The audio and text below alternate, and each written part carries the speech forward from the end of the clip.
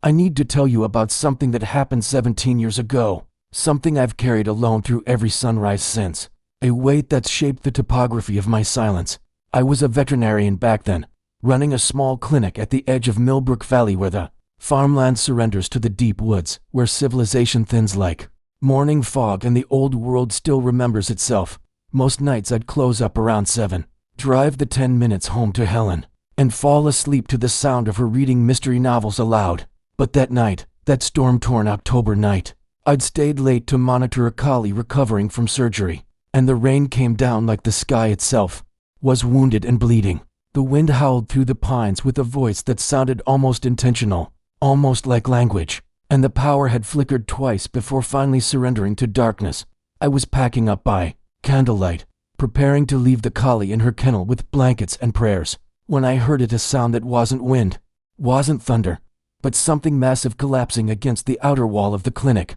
The building shuddered. My hands froze on the zipper of my medical bag, and in that crystallized moment of silence that followed, I understood with animal certainty that my life was about to divide into before and after. I told myself it was a bear, maybe, injured and confused by the storm, as I approached the back door with nothing but a flashlight and the kind of foolish courage that comes from decades of dealing with frightened animals. The rain was a gray curtain in the beam of my light, and at first I saw nothing but the wild dance of leaves and debris in the wind. Then the lightning came, a white crack across the heavens, and in that fraction of illuminated eternity I saw it, a shape too large, too wrong, folded against the wall like something that had fallen from a nightmare into the waking world. It wasn't a bear. God help me. It wasn't anything I had words for. The size of it alone defied reason. Easily 7 feet, even collapsed and crumpled as it was. Its body a terrible fusion of wolf and man that my mind kept trying and failing to categorize. Matted for the color of charcoal and ash covered most of it, but the musculature beneath was disturbingly human in architecture, and its hands, I still call them hands because that's what they were, despite the claws were pressed against a wound in its side that leaked dark blood into the mud. The lightning faded and darkness swallowed it again, but the image remained burned behind my eyes. I stood there trembling in the doorway, rain soaking through my shirt, every instinct screaming at me to run, to lock the door, to pretend I'd seen nothing. But then it raised its head, and even in the darkness I could see its eyes catch the weak light from my flashlight, amber and gold, and filled with an intelligence that froze my breath in my chest. Those eyes held mine with an intensity that transcended species, that spoke of consciousness and suffering in a language older than words, and in them I saw something that shattered my terror and replaced it with a different kind of fear, the fear of failing something that had chosen, against all probability, to collapse at my door. Its breathing was labored,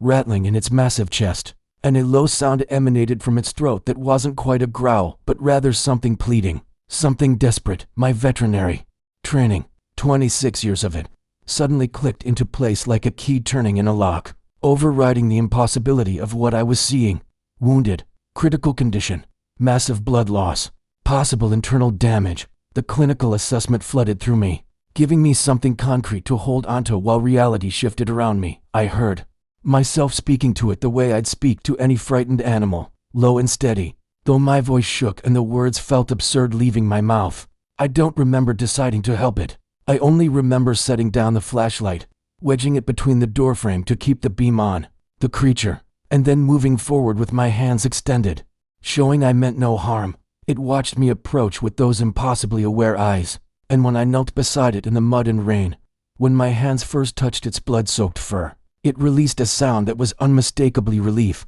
In that moment, kneeling in the storm beside something that shouldn't exist, I crossed a threshold I didn't know was there, into a world that had been waiting patiently behind the one I thought I knew. I worked through the night in a kind of trance, my hands moving with practiced precision while my mind struggled to process what they were touching. The wound was deep, a jagged tear that looked like it had come from claws even larger than its own, and as I cleaned and stitched and administered what antibiotics I dared, the creature remained eerily still, watching me with an attentiveness that felt almost human. Its pain was evident in every shallow breath, in the tension of muscles beneath my hands, in the way its claws would occasionally flex and dig into the floor. But it never once moved to harm me. I caught myself talking to it, explaining what I was doing as I would to any conscious patient, and the strangest thing was how it seemed to listen, how its eyes would track from my face to my hands, as if following my words to understand my actions. The storm raged outside,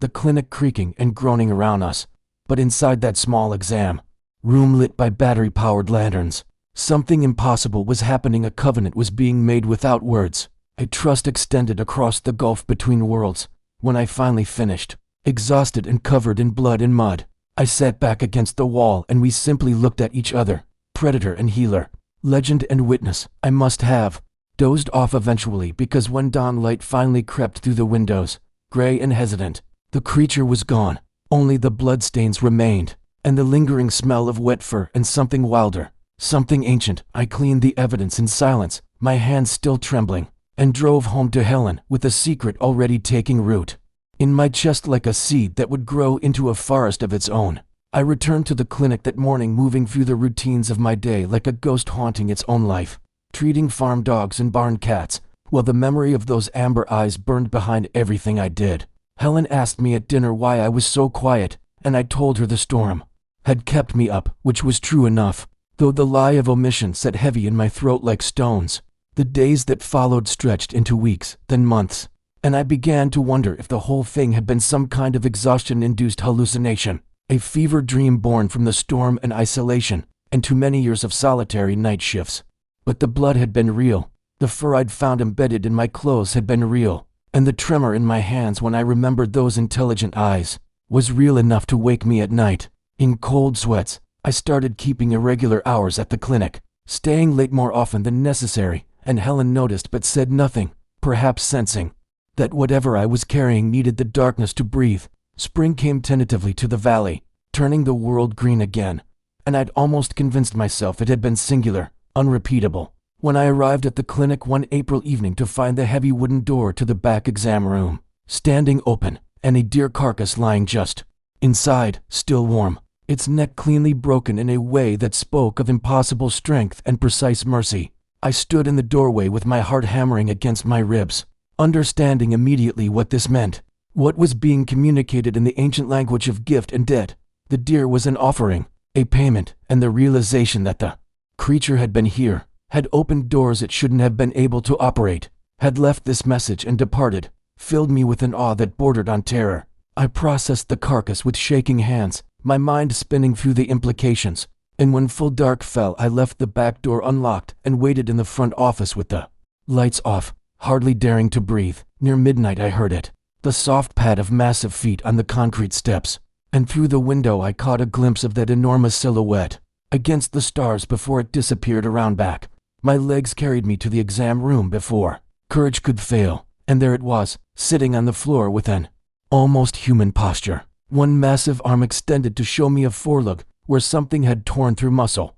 nearly to the bone, fresh wounds inflicted within hours, and in the fluorescent light I could finally see it clearly. Every impossible detail my mind had tried to soften in memory, the fusion of wolf and human was even more pronounced than I'd recalled, the skull structure elongated but with a brow that suggested thought, contemplation, and that body was scarred everywhere, a map of violence written in pale lines against the dark fur, suggesting this was far from its first injury, far from its first battle with whatever stalked these woods. I cleaned and sutured the wound while it watched me with that same unsettling attentiveness, and this time I noticed details I'd missed in the chaos of the storm, the way its ears would swivel toward sounds I couldn't yet hear, the delicate precision with which those clawed hands would gesture when I needed it to shift position, as if it understood not just my intent, but the specific requirements of medical treatment. There was a moment when I was wrapping the wound and our eyes met fully, unavoidably, and I saw something in that amber gaze that fundamentally altered my understanding of what I was dealing with. This wasn't an animal operating on instinct, wasn't even something that could be contained by the word creature. Behind those eyes lived something old and knowing, something that carried memory and purpose and perhaps even sorrow, and I realized with a chill that ran through my entire body that it was allowing me to help it, that at any moment it could have ended me with casual efficiency, but instead it had chosen trust. The intelligence there was alien but undeniable, and I found myself wondering what it saw when it looked at me, whether I was equally strange to it, equally impossible. When I finished and stepped back, it rose to its full height, nearly brushing the ceiling, and placed one massive hand flat against its chest in what could only Be interpreted as gratitude, a gesture so deliberately communicative it stopped my breath, before it turned and vanished into the night with a silence that defied its size. In the days after that second encounter, I found myself researching late into the night,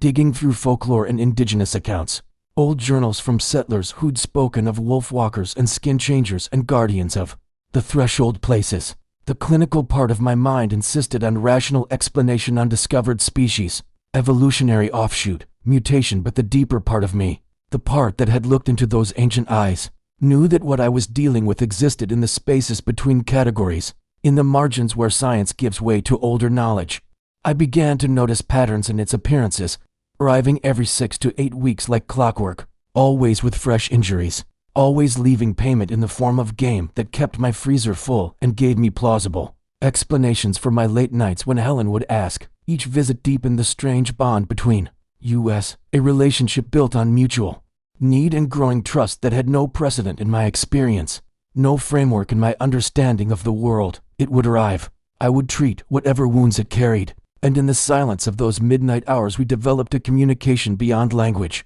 until I found myself waiting for these encounters with something that felt disturbingly like anticipation, like longing, as if in healing this impossible being I was healing something in myself I hadn't known was broken. The arrangement between us settled into something like ritual. Over those first 2 years, a secret rhythm that organized my life around the waxing and waning of the moon, though I never determined if the lunar cycle actually governed its appearances or if that was simply my mind trying to impose order on something fundamentally beyond my understanding. I started keeping a journal hidden in the locked drawer of my desk, documenting each visit with clinical precision, dates, injuries, treatments, recovery observations. But between those sterile medical notes I found myself writing other things, descriptions of how it moved, the way moonlight caught in its fur like frost, the almost ceremonial care with which it would present its wounds to me, as if this exchange meant something beyond the practical. The payments evolved to no longer just dear, but specific cuts of meat wrapped in leaves, arranged with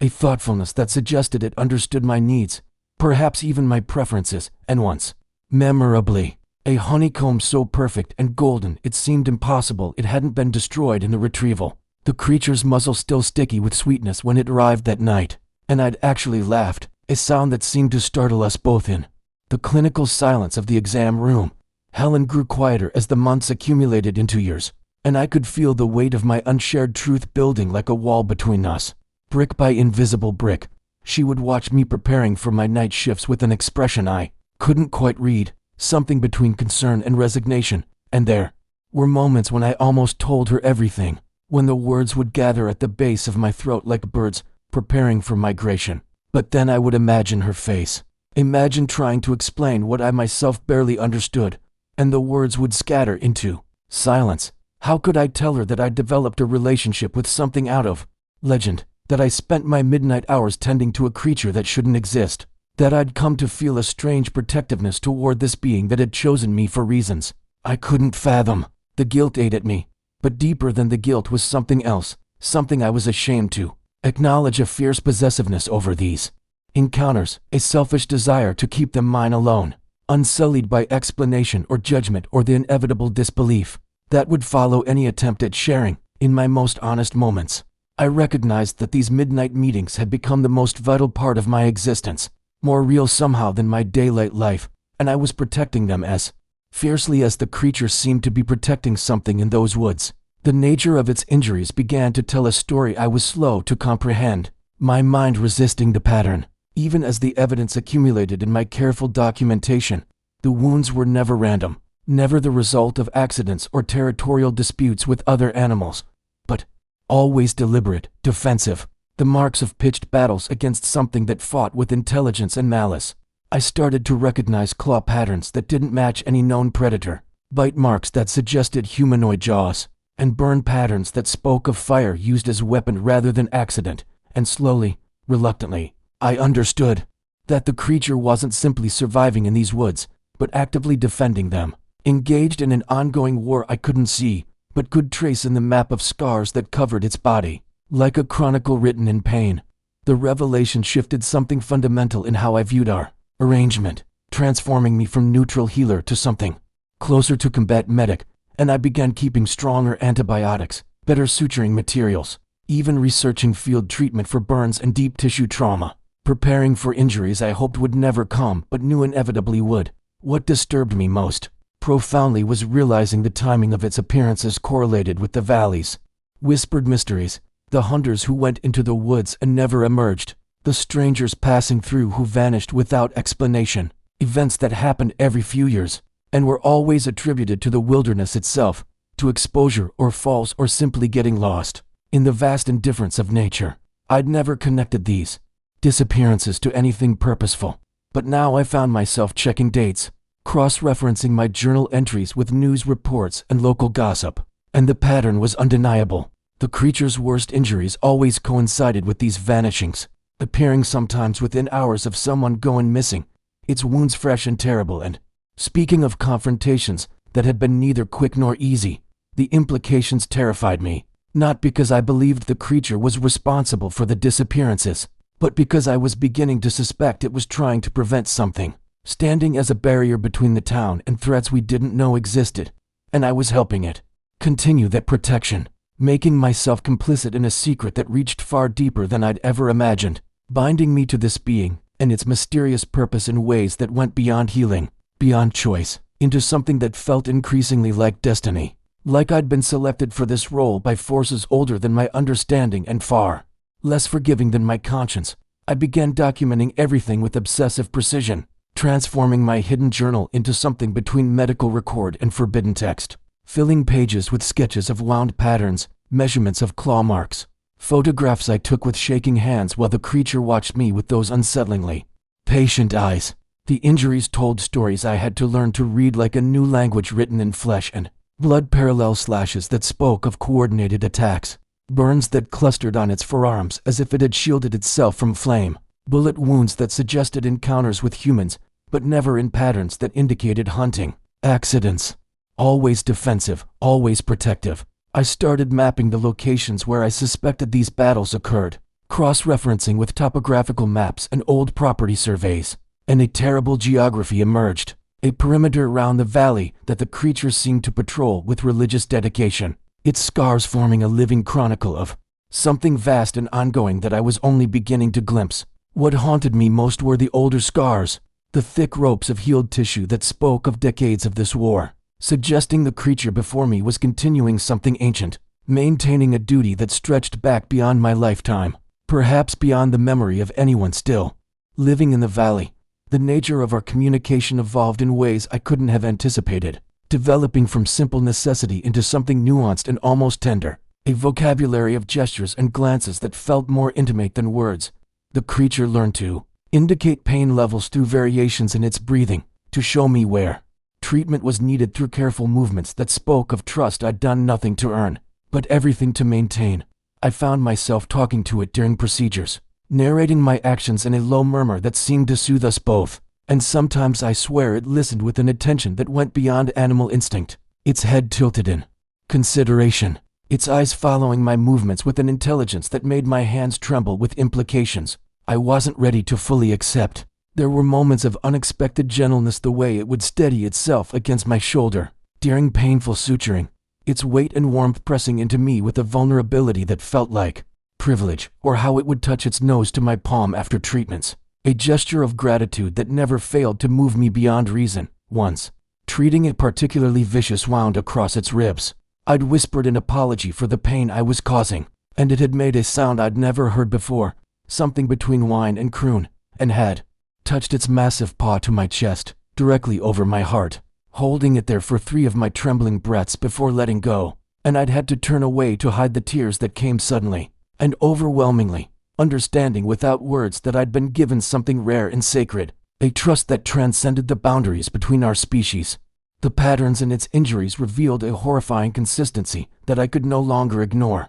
or rationalize away into coincidence or natural causes. Every time strangers appeared in town, drifters, hunters, tourists who seemed slightly off in ways I couldn't articulate, the creature would appear, within days, bearing fresh wounds that spoke of violent confrontation, and those strangers would inevitably vanish, their abandoned vehicles found at trailheads, their belongings scattered, the official investigations concluding They'd gotten lost or fallen victim to the wilderness's many dangers. I started paying attention to these rivals, watching how they moved through town with a wrongness I felt in my gut before I could name it. The way they smiled too widely or stood too still. The manner in which they asked questions about the forest with an intensity that felt predatory, rather than curious. The creature knew them somehow, identified them in ways I couldn't fathom, and stalked them into the woods where whatever made them dangerous was confronted and eliminated. And I realized with dawning horror that its injuries, the defensive wounds, the burns, the claw marks that didn't match any natural animal, came from fighting things that looked human but weren't, not really, not where it mattered. My grandfather's voice came back to me across the years, memory surfacing, like something long drowned finally breaking through dark water. Fragments of stories he'd told me as a child that I'd dismissed as folklore mixed with whiskey and old age. He'd spoken of guardians in the woods, protectors that maintained boundaries between the world we knew and the older, darker places that pressed against reality like faces against glass, waiting for thin spots where they might push through. I'd laughed at his stories then, considered them the rambling mythology of a man who'd spent too much time alone in the wilderness. But now I found myself driving to his abandoned cabin, searching through boxes of his belongings that I'd stored there after his death, looking for the journals he'd kept. And when I found them, my hands shook so badly I could barely turn the pages. His handwriting documented encounters almost identical to mine, careful records of treating a creature in the night, descriptions of its wounds and the unspoken agreement between them. And scattered throughout were references to symbols he'd found, carved in trees near attack sites, ancient markings he'd copied meticulously, claiming they were older than the settlement itself, older perhaps than human presence in these mountains. I spent hours comparing his drawings to marks I'd photographed near recent disappearance sites, and they matched, identical across decades, suggesting something continuous and deliberate, a language or warning system maintained across generations. And I understood finally that I hadn't been chosen randomly, that this arrangement was hereditary, that my grandfather had been the creature's healer before me, and somewhere in the undocumented past, perhaps others of my bloodline had served this same purpose. Bound to this guardian and its eternal duty by ties that went deeper than choice, into the realm of blood and obligation and ancient compacts I was only now beginning to comprehend. The secret became a physical weight I carried in my chest, a constant pressure that made breathing feel like a conscious effort I had to remember to perform. Sarah would reach for me in the dark and I'd lie rigid beside her, feeling the miles of distance I'd created between us with every unspoken truth, every midnight absence. I'd explained away with emergency calls that grew less believable with each repetition. She knew I was hiding something. I could see it in the way she watched me at breakfast, her coffee cup suspended halfway to her lips while her eyes searched my face for clues to the man I'd become, someone she no longer recognized behind the familiar features worn thin by exhaustion and secrets. The worst moments were when she'd touch my shoulder in passing, a gesture of connection that once felt natural as breathing, and I'd flinch, involuntarily, my body betraying the gulf between us even as my mouth formed reassurances that tasted like ash. I wanted to tell her everything, to unburden myself with the truth that would either save our marriage or destroy it completely. But how do you explain that you've been spending years tending to a creature from nightmare? That you've formed a bond with something the world would either hunt or deny? That you've chosen this impossible duty over the woman who'd stood beside you through everything else life had thrown at us? The town gatherings became torture sessions I endured with gritted teeth and forced smiles, standing among neighbors who trusted me, who brought their dogs and horses and livestock to my clinic, who invited us to dinners and holidays, never knowing I was complicit in the disappearances they discussed in hushed, fearful tones. Bill Henderson would corner me at the general store, asking if I'd heard anything unusual in the woods behind my property, mentioning his cousin who'd vanished last spring while hunting, and I'd shake my head and offer sympathy while remembering the wounds I'd treated on the creature. That same week, deep gouges that had bled black ichor instead of red, injuries inflicted by something wearing Bill's cousin's face, but hosting something ancient and hungry underneath. The sheriff started attending town meetings with maps marked with red pins showing disappearance sites, discussing patterns and theories while I sat in the back row,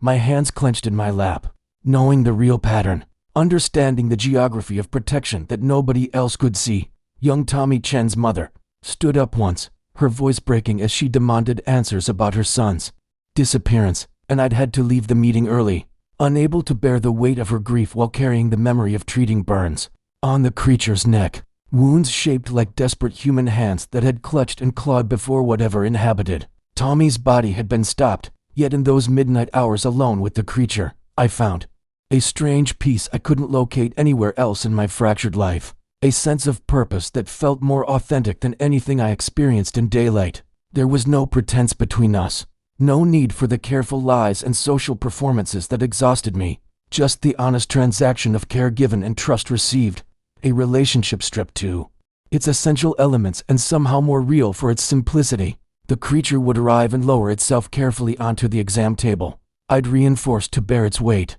And in those moments I wasn't a man drowning in deception. I was simply a healer doing the work I'd trained my entire life to perform, my hands steady and sure as they cleaned wounds and placed sutures, my purpose clear and uncomplicated. Sometimes during longer procedures, it would make that low sound in its chest, something between purr and growl, and I'd feel tension I didn't know I was carrying drain from my shoulders, a validation that transcended words or reason. I started arriving early to these appointments, preparing the space with an attention to detail that felt almost ceremonial, and I realized I was creating a sanctuary for both of us, a place where the monster could be vulnerable, and the liar could be honest, where we could both rest briefly from the roles the world demanded. We perform. The moral weight of my choice settled over me like sediment, layer upon layer of ethical questions I couldn't answer but had to live with anyway, accumulating until I could barely recognize the man I'd become. Was I protecting the innocent by helping the creature continue its hunt?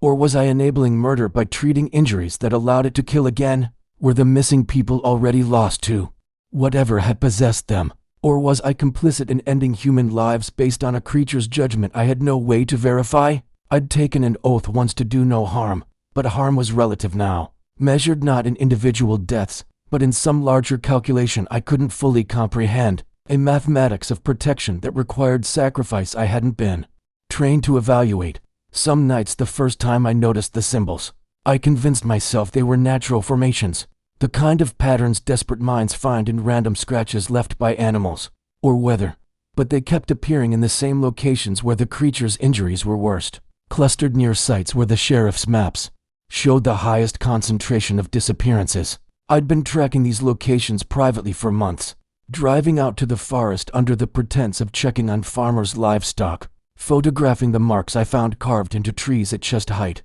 too deliberate to be accidental, too ancient to be recent vandalism. The symbols were crude, but purposeful, spirals intersecting with straight lines, circles broken by diagonal slashes, configurations that made my eyes hurt if I stared too long, as if they were designed to be noticed but not examined. I started keeping a journal of these findings hidden in my truck, sketching the patterns alongside dates and locations, building a map of something I didn't yet understand, following breadcrumbs left by hands or claws I couldn't identify. When I finally spread all the photographs across my clinic floor one sleepless night, the pattern that emerged made my breath catch in my throat, the symbols forming a boundary that perfectly encircled the town, a protective ring marked in a language older than the streets and buildings it encompassed. My hands trembled as I traced the perimeter, understanding blooming like poison in my chest, realizing I was looking at evidence of something that had been protecting us long before we'd built our lives here,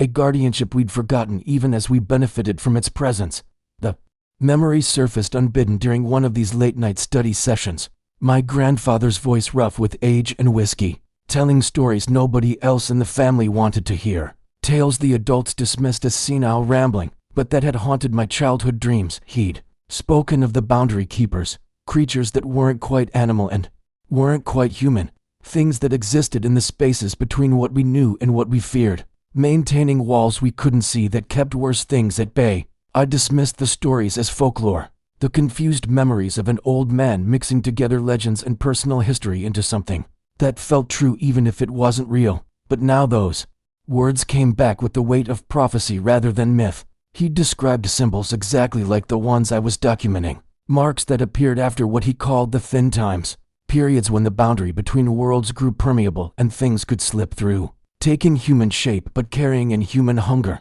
His hands had shaken when he drew the patterns and spilled salt on the kitchen table, his eyes wet with tears nobody understood, and he'd gripped my shoulder with desperate strength, making me promise to remember even though I was too young to understand what I was promising. Now, decades later, I stood in my clinic surrounded by evidence that my grandfather hadn't been confused or crazy, that he'd known exactly what he was talking about, that perhaps he'd carried the same secret I now bore, the same impossible knowledge that separated us from everyone we loved. I wanted to scream or laugh or cry, overwhelmed by the revelation that I'd been prepared for this role since childhood, that some part of me had always been walking toward this moment, this understanding that rewrote my entire history. I started researching with an obsession that worried even me, spending hours in the county library's archive room, requesting old newspapers and town records that nobody had touched in generations, searching for patterns in historical disappearances and unexplained deaths. The records painted a picture that made my skin crawl with its consistency. Regular cycles of missing persons dating back to the town's founding, clusters of vanishings that occurred roughly every 7 to 10 years, always dismissed as migration or natural causes or simple tragedy. But between these clusters were periods of unusual prosperity and peace, times when accidents decreased and conflicts resolved themselves and the town seemed blessed by fortune nobody questioned, as if some exchange was being maintained, some terrible bargain we'd agreed to without knowing the terms. I found references to the guardians in documents so old the ink had faded to brown, oblique, mentions in pioneer journals about the protectors in the deep woods, warnings not to hunt beyond certain marked trees, acknowledgments of a presence that predated settlement and had allowed us to stay only under specific conditions. One journal entry from 1873 made my blood run cold, a settler describing treating wounds on something he called a walker between, detailing injuries and recovery that matched my own experiences with such precision. I had to close the book and walk away, understanding that I wasn't the first to serve this role, that there had been others throughout history who'd carried this burden in silence. The weight of this lineage pressed down on me, the realization that I'd been chosen or called to continue something ancient, a duty that transcended my individual life and connected me to ancestors I'd never known, who'd made the same impossible choices I was making now. The truth settled into my bones like winter cold, permanent and transforming, changing how I saw everything around me, from the forest boundaries to the town limits to the comfortable lives everyone led. Without understanding the price of their safety, we lived in a protected space, a bubble of normalcy maintained by something we'd chosen to forget. Our collective amnesia about the guardians, both willful and necessary, because knowing would require acknowledgement, would demand participation in something too strange and terrible for modern minds to accept. The creature I'd been treating wasn't an anomaly or an individual monster. It was the current incarnation of something that had always existed here, a role passed down or inherited or assumed by those willing or cursed to bear it. And I'd become part of that ancient system without ever choosing it consciously. I thought about all the midnight treatments, the wounds I'd tended and the trust we'd built, understanding now that this was bigger than one vet and one creature, that we were both servants to something older than either of us, maintaining a boundary neither of us had created but both of us had agreed to protect. The symbols in the trees weren't just marks. They were reminders and warnings and promises, a written contract in a language predating words. And I'd been reading them without knowing I understood, following instructions embedded so deep in human memory they felt like instinct rather than knowledge. The Dogman arrived on a Tuesday night in March, but something was different this time, a franticness in its movements that made my hands freeze on the medical supplies I'd been preparing, an urgency that radiated from its massive form like heat from a furnace. It didn't come to the clinic door as usual, but instead circled the building 3 times, a behavior I'd never witnessed, leaving deep furrows in the muddy ground that would require explanation I didn't have if anyone noticed them in daylight. When I finally opened the door, it pushed past me without the usual cautious assessment. Its breathing labored not from injury, but from what looked like panic, an emotion I'd never seen it express before. That's when I saw what it carried in its jaws, held with the gentleness of a mother retrieving a pup. The small yellow jacket unmistakable even in the dim light, child-sized with cartoon characters on the back, that made my heart drop like a stone in dark water. There was no blood on the fabric, no tears or damage beyond normal wear, which somehow made it worse. The pristine condition suggesting either hope or horror I couldn't distinguish between. The creature dropped the jacket at my feet and made a sound I'd never heard from it, something between a whine and a growl that carried meaning I understood despite having no language for it. a communication that bypassed words and struck directly into the primitive parts of my brain that still remembered how to listen. It turned toward the door and looked back at me with eyes that held such desperate intelligence. I couldn't pretend anymore that this was just an animal, couldn't maintain the comfortable fiction that had allowed me to function, and I knew with absolute certainty that it was asking me to follow, that whatever happened next would change everything. My hands shook as I grabbed my emergency kit and a flashlight, my mind racing through explanations I'd need to give my wife, who was asleep upstairs, excuses that dissolved before I could form them because there were no words for what I was about to do. I left a note on the kitchen table that said only emergency call, and followed the creature into the storm-pregnant night, abandoning safety for trust in something I still didn't fully understand, crossing a threshold I'd been approaching for years but had never quite breached. The weight of the child's jacket in my pocket felt like an accusation and a plea, evidence of failure or hope depending on what we found, and I prayed to gods I'd stopped believing in that I wasn't being led to something I couldn't survive seeing. The journey into the forest was unlike anything I'd experienced before, the creature moving with purpose through terrain that would have been impossible for me alone, leading me along paths that seemed to appear only as we approached them, trails that felt ancient and intentional rather than random. We traveled for what might have been an hour or might have been 3, time losing meaning under the canopy where my flashlight beam barely penetrated, where sounds came from directions that shouldn't exist and the air itself felt thick with presence, with watching. The symbols appeared more frequently the deeper we went, carved into trees at regular intervals like mile markers or warnings, their patterns more complex and layered than the ones I'd documented near town, as if we were descending through levels of protection into something that required stronger boundaries. My legs burned and my lungs ached, but I didn't dare ask to slow down, understanding somehow that speed was essential, that whatever waited ahead was time-sensitive in ways I couldn't articulate, but felt in my racing pulse and shallow breathing. The creature never looked back to check if I was following, trusting me absolutely the way I was trusting it, a mutual faith that would have seemed insane hours earlier, but now felt like the only rational response to circumstances beyond rational explanation. We crossed a stream that ran uphill, in defiance of physics, past rock formations that looked almost like faces frozen in expressions of warning or despair, entered territory where the normal rules seemed suspended and different laws applied, older and more fundamental than the ones that governed the world I knew. My scientific training screamed that this was impossible, that I was experiencing some kind of breakdown or hallucination, but my body kept moving forward because some deeper knowledge understood that this was more real than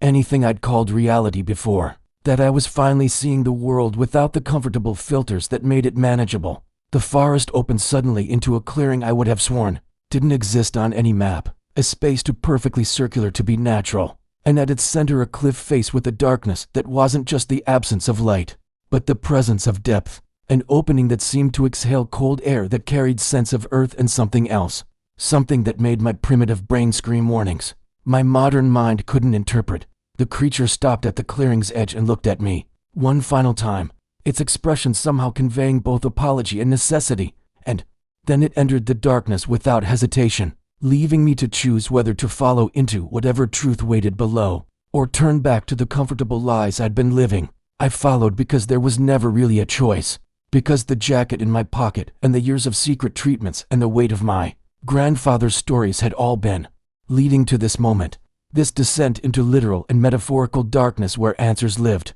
The cave system revealed itself gradually as my eyes adjusted, passages carved too smoothly to be entirely natural, walls that showed marks of tools or claws from centuries of use, a warren of tunnels that suggested purpose and habitation rather than random geological formation. The creature moved through the darkness with confidence born of familiarity, and I stayed close enough to touch its matted fur, using it as anchor and guide through spaces that seemed to shift and reorganize when I wasn't looking directly at them, passages that felt alive with breathing and intention. We descended, deeper than should have been possible given the local geography, passing through chambers that showed evidence of past occupation, remnants of fires and tools and what might have been living spaces, from eras I couldn't identify. Archaeology that would have rewritten history if anyone knew it, existed here beneath our ordinary town. The air grew colder and wetter, carrying sounds that might have been water or might have been something else. echoes that seemed to come from too far away to be real,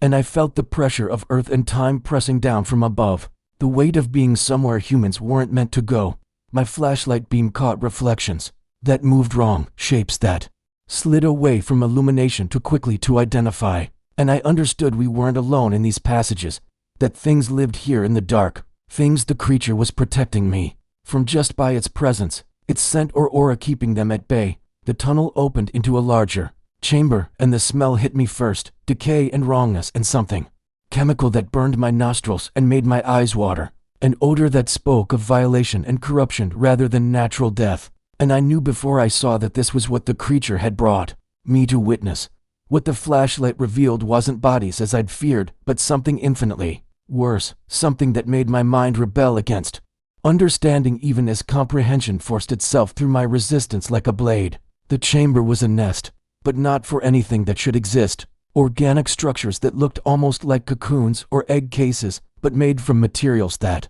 included human clothing and personal effects, jewelry and watches and fragments of lives woven into something that pulsed with sluggish life despite being profoundly wrong. There were dozens of them, maybe hundreds, clustered on the walls and ceiling like grotesque fruit, and some were split open to reveal the residue of what they'd contained, the shed skins of things that had gestated here before emerging to walk among us wearing stolen faces and stolen lives. I understood then with horrible clarity what the Dogman had been hunting all these years. Not the missing people, but the things that had replaced them. Parasites or predators or invaders that took human form so perfectly that even families couldn't tell the difference until it was too late, if they ever found out at all. The creature that had replaced whoever wore that child's jacket was somewhere in town right now, playing at humanity while whatever remained of the real child had been consumed or transformed, or discarded in ways I couldn't bear to imagine, and the weight of that knowledge nearly drove me to my knees. The Dogman watched me process this revelation with eyes that held both sympathy and expectation, waiting to see if I would break or understand, if I could bear the truth that it had been bearing alone for however long it had served as guardian, the impossible burden of fighting a war nobody else knew was happening, protecting a people who read and would destroy it if they knew it existed. These cocoons represented failures, times when the creatures had made it through before the Dogman could stop them. Infiltrations that meant somewhere in our town were things wearing human skins, perfectly disguised predators that could only be identified by someone who knew what to look for, by a guardian who could smell or sense the wrongness beneath the disguise. I thought of my neighbors and patients, wondering how many were real and how many were replacements, how long this had been happening, and how many generations had been slowly infiltrated without anyone noticing the subtle changes, the gradual erosion of humanity from within. The creature made a sound low in its throat and gestured with its massive head toward a tunnel leading deeper still, indicating there was more to see, more truth to witness. And I followed despite the screaming in my head that I'd seen enough, that some knowledge was too heavy for one person to carry, that ignorance was the only mercy available in the face of horrors this profound. The deeper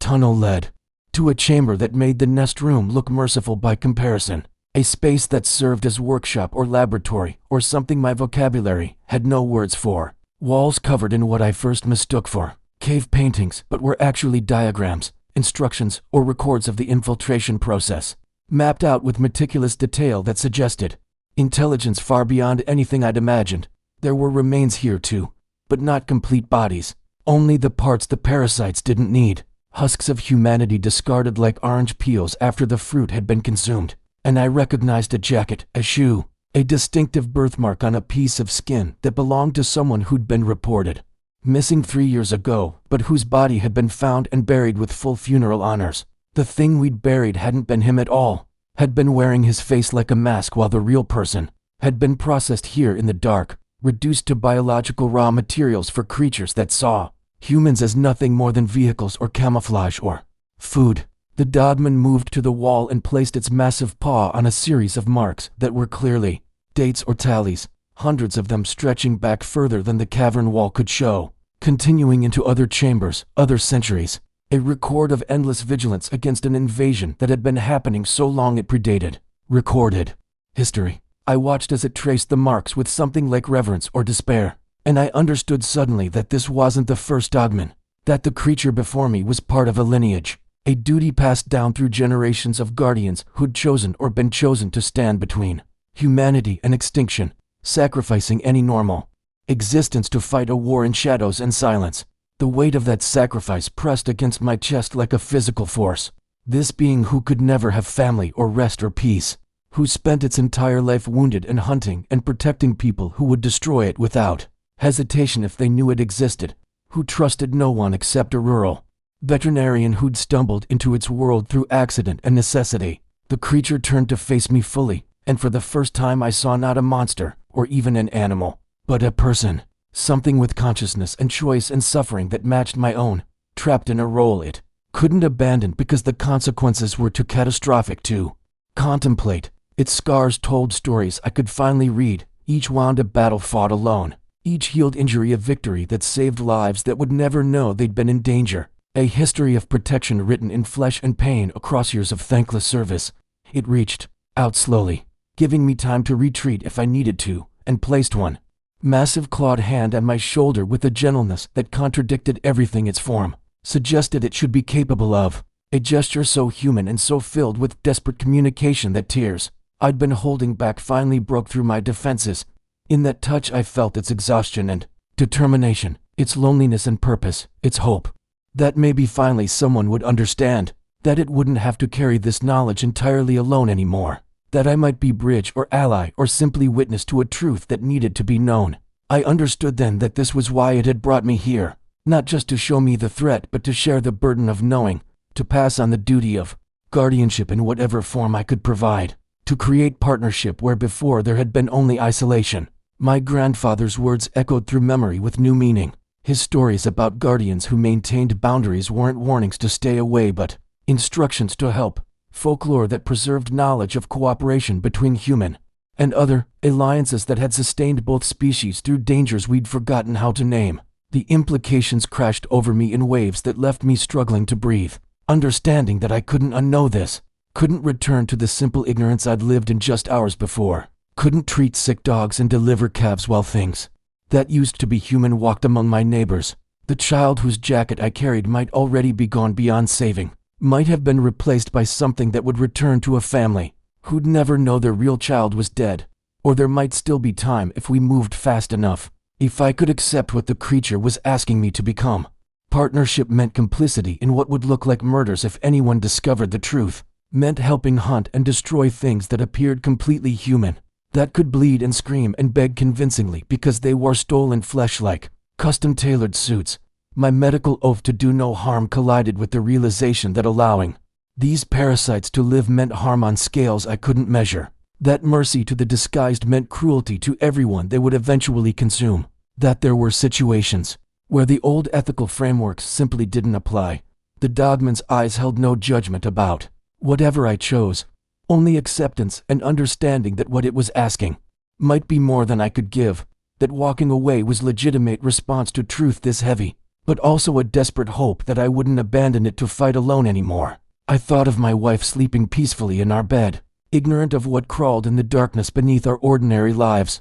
and knew that keeping her safe meant accepting a role I'd never imagined, becoming something I had no name for, crossing a line that separated the person I'd been from whoever I'd need to become. I removed the child's jacket from my pocket and held it up to the creature, a question and an answer in one gesture, asking without words if there was still time, if we could save this one before the replacement was complete, if my willingness to help meant something could still be prevented. The Dogman's response was immediate, a sound of urgency that bypassed language and struck directly into my nervous system, and it turned toward the tunnel exit with renewed purpose, expecting me to follow at whatever cost came next. My hands were steady as I packed away my flashlight and checked my medical kit, the trembling fear replaced by something clearer and colder, a determination born from finally understanding my place in a conflict I'd been peripherally involved in for years without comprehension. I'd spent 17 years treating this creature's wounds without asking the full cost of what it protected us from, content to exist in partial knowledge because complete truth was too destabilizing to confront. But that comfortable middle ground had been burned away by what I'd witnessed in these caves. There was no going back to ignorance, no unknowing what I now understood, no returning to a life where the greatest challenge was diagnosing livestock diseases, and the worst danger was an aggressive cow. And the person who'd entered this forest was already dead, replaced by whoever would emerge. The Dogman waited at the tunnel entrance with infinite patience, giving me this final moment to grieve for my old life before committing to the new one, honoring the weight of transformation it was asking me to undergo. And I took one last breath as the man I'd been before, moving forward as whatever I was becoming. We emerged from the cave system into pre-dawn darkness that felt holy after the horror underground, and the Dogman moved with renewed urgency through forest it knew intimately, following a trail invisible to my human senses but clear as highway signs to its ancient instincts.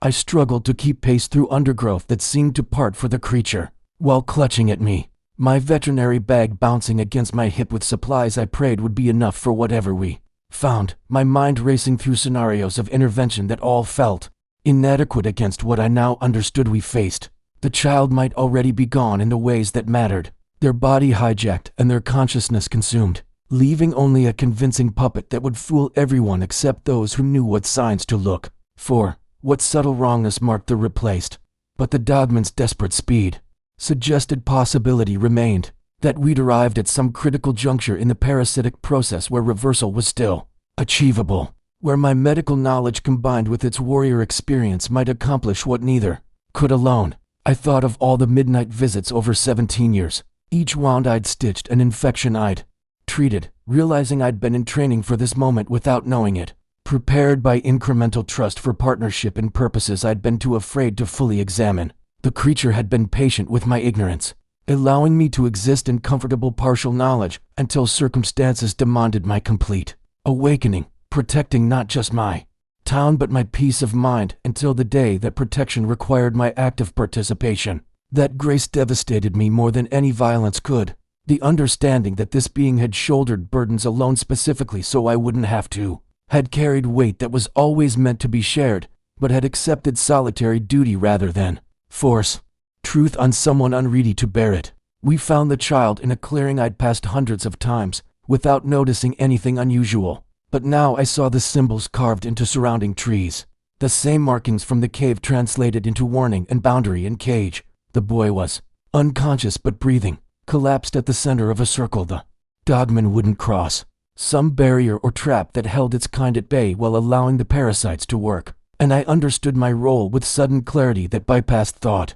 and moved straight to action. I entered the circle while the creature watched with terrible hope, kneeling beside a child whose pulse was weak but present, whose skin showed the telltale darkening at major arteries that indicated infiltration in progress, whose eyes when I opened them showed pupils beginning to divide and multiply in ways human biology would never produce naturally. My hands moved with professional efficiency even as my mind screamed at wrongness that violated every natural law, examining symptoms I had no textbooks for, diagnosing condition that existed outside medical classification, treating patient caught between human and something else with only instinct and desperate innovation as guides. The Dogman made sounds I'd never heard before, urgent vocalizations that somehow communicated instruction, and I found myself understanding that the parasites were vulnerable during transition, that aggressive intervention now could disrupt the bonding process, that my medical kit contained exactly what was needed if I was brave enough to use it, in ways no veterinary school had taught. I prepared injections with combinations that would constitute malpractice in any normal context, dosages that would seem insane without understanding what they were fighting, and hesitated only a moment before administering treatment that might save or kill, but couldn't leave things as they were. The child convulsed as chemicals hit his system, body rejecting both the medicine and the invasion simultaneously, and I held him steady while something darkened. Writhing began forcing its way out through skin that split and healed, and split again in cycle of expulsion. The Dogman's sounds became almost prayer-like, encouragement or supplication to forces beyond my comprehension, and I added my own wordless pleading to the ritual, begging whatever governed such transactions to let this one life be saved, to let my awakening to truth serve some purpose beyond adding to the nightmare. The parasite that eventually emerged was smaller than those in the cave, but no less horrifying, a thing of too many appendages and geometries that hurt to perceive directly, and the Dogman darted forward the instant it cleared the boy's body, destroying it with efficiency born from centuries of practice. The child gasped and opened eyes that were finally completely human, pupils normal and awareness returning. And his first word was a crying call for his mother that shattered something in my chest because it meant we'd succeeded, meant the person remained intact, meant this one soul wouldn't be added to the tally of replaced. I gathered him in my arms while the Dogman watched with expression I can only describe as profound, relief mixed with exhaustion, the weight of one small victory against endless war, one life saved among countless losses, but a victory nonetheless that validated every sacrifice and wound and lonely night of its impossible existence. The creature met my eyes across the clearing as dawn began breaking through the canopy, and in that gaze I saw complete understanding pass between us, acceptance of partnership that would define the rest of my life, recognition that I'd crossed into territory I could never leave and didn't want to anymore. My grandfather's folklore made perfect sense now. Stories about helping the Guardians rather than fearing them. Instructions for cooperation that had been dismissed as superstition by generations. Who'd forgotten what their safety cost? I would return this child to his frantic parents with a story about finding him disoriented in the woods, would accept their tearful gratitude, while knowing I could never explain what he'd actually been saved from, would go home to my wife and continue the charade of normal life that now served as cover for midnight interventions against horrors she'd hopefully never have to acknowledge. The Dogman turned toward the forest depths where its vigil continued eternal, pausing once to look back at me with something like gratitude or welcome or relief, that its long solitude had finally ended, and I nodded acknowledgement of everything that gesture contained, promise and commitment, an acceptance of duty I was only beginning to understand. Some legends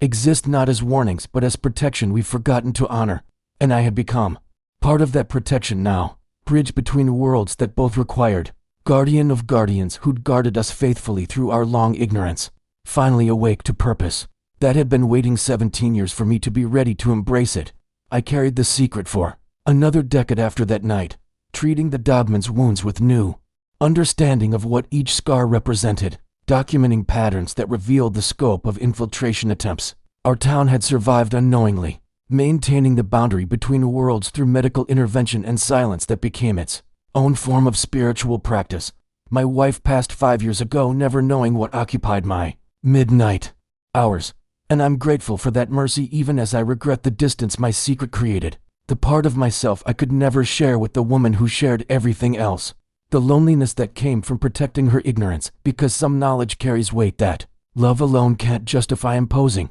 I told myself it was kindness, but truthfully, it was cowardice mixed with arrogance, the assumption that I should bear this alone, that partnership with the Dogman precluded human connection, when perhaps she would have understood better than I credited, would have found her own role in the protection I'd claimed as solitary burden. The creature seemed to sense my grief when she died, appeared at my clinic without wounds for the first time ever, just presence and comfort from a being who understood loss across centuries, who'd watched generations of human allies age and fade, while it continued unchanging, eternal guardian outliving everyone it protected and everyone who knew its truth. Now I'm dying, cancer that no midnight medicine can cure, and I've faced the question that's haunted me through these final months with urgency that brooks no further avoidance. My replacement at the clinic is young and practical, the type who'd call authorities if wounded cryptids appeared seeking treatment, who'd approach mystery with skepticism rather than wonder, who'd destroy through disbelief what secrecy has preserved for generations beyond counting. I could take the secret to my grave and let the Dogman return to complete solitude, trusting it would find another ally, eventually, or continue alone as it had for centuries before my grandfather first offered aid, releasing myself from responsibility by pretending my participation was optional rather than sacred trust. Or I could expose everything, publish the documentation I've maintained, force the truth into public awareness and let humanity decide how to respond to guardians it's forgotten, risk transforming protector into specimen or target, potentially ending stewardship that's maintained the boundary, when our species was too blind to maintain it ourselves. Both options feel like betrayal, abandonment of duty that's become identity, failure of the creature that trusted me with vulnerability. It shows nothing else, and I've spent sleepless nights seeking third paths that might honor both truth and protection. The Dogman appeared last night for what we both knew was final visit,